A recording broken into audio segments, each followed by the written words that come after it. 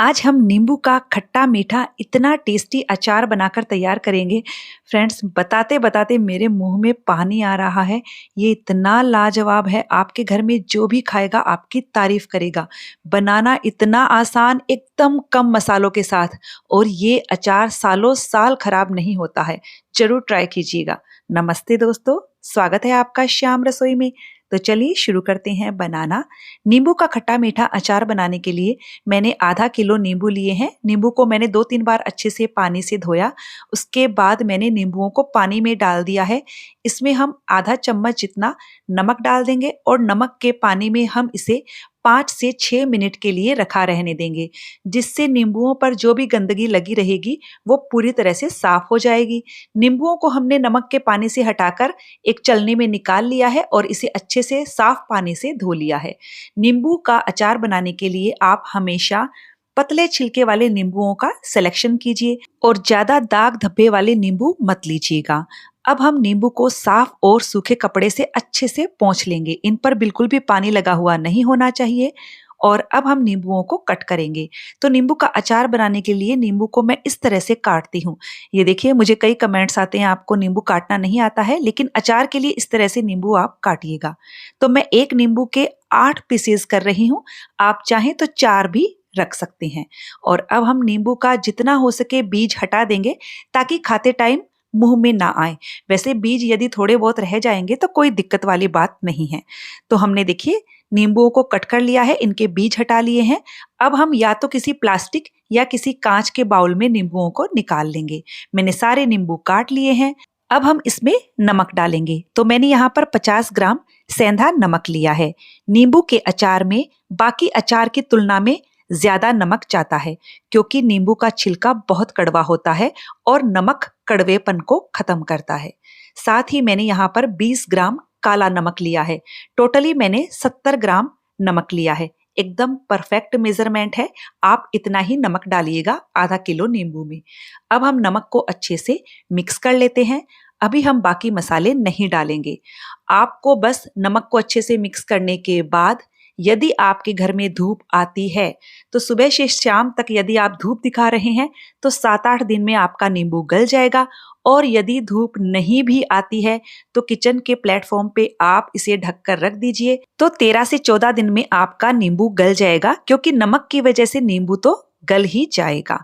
तो बस आपको करना क्या है, चाहे धूप में रखें या किचन के प्लेटफॉर्म पे, आपको दिन में 2 बार नींबू को चम्मच से ऊपर नीचे करना है, ताकि सारे नींबुओं पर नमक लगता रहे। तो मैं इसे ढक कर किचन के प्लेटफॉर्म पर ही रख देती हूँ। तो मुझे नींबुओं को रखे हुए पूरे 13 से 14 दिन हो गए हैं, और मैंने दिन में 2 बार नींबू में चम्मच चलाते हुए ऊपर नीचे किया था।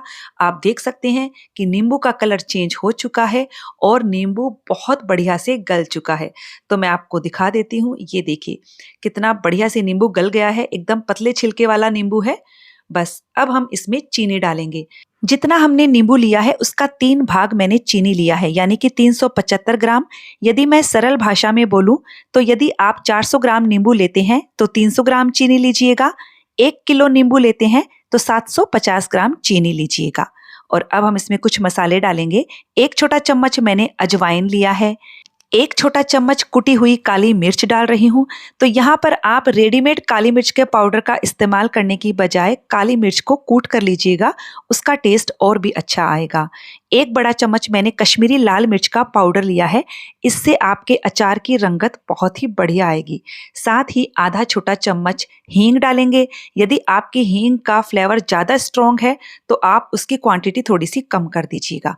बस इसमें और कोई भी मसाले डालने की ज़रूरत नहीं है। बहुत ही सिंपल रेसिपी है, लेकिन स्वाद इसका एक नंबर आता है। फ्रेंड्स, बना कर देखिएगा, बहुत ही गजब का टेस्ट आता है। बस अब हमें हल्के हाथों से चीनी और मसालों को अच्छे से मिक्स कर देना है।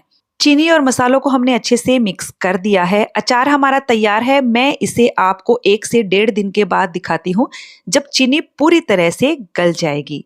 तो करीबन 1.5 दिन हो गया है और आप देख सकते हैं कि चीनी पूरी तरह से गल चुकी है, अचार हमारा बिल्कुल तैयार हो चुका है। तो चलिए अब हम अचार को स्टोर कर लेते हैं। तो इसके लिए मैंने यहाँ पर कांच की बरनी को अच्छे से धोकर सुखा लिया है। इसमें बिल्कुल भी मॉइस्चर नहीं होना चाहिए। तो हेल्थ वाइज कांच की बरनी ज़्यादा अच्छी होती है, बाकी प्लास्टिक की बरनी में भी स्टोर किया जा सकता है। अब आप इस अचार को पूरी पराठों के साथ इंजॉय कर सकते हो। और फ्रेंड्स, मैं आपको बता देती हूँ कि ये अचार जैसे जैसे पुराना होता है वैसे वैसे और भी ज़्यादा टेस्टी होता जाता है। और ये अचार सालों साल बिल्कुल भी खराब नहीं होता है। बस आपको अचार बनाते वक्त कुछ बातों का ध्यान रखना है। सारी चीज़ें एकदम सूखी और साफ होनी चाहिए जो भी आप अचार बनाने के लिए इस्तेमाल कर रहे हैं। जब भी आप अचार बरनी में से ले, सूखी और साफ चम्मच से ही लीजिएगा। ध्यान रखेंगे तो अचार कभी खराब नहीं होगा। तो फ्रेंड्स, रेसिपी कैसी लगी कमेंट करके ज़रूर बताइएगा। अच्छी लगे तो वीडियो को लाइक शेयर कीजिएगा। चैनल को सब्सक्राइब करने के साथ बेल आइकन प्रेस कर दीजिएगा ताकि हमारे आने वाले वीडियो का नोटिफिकेशन आपको मिल सके।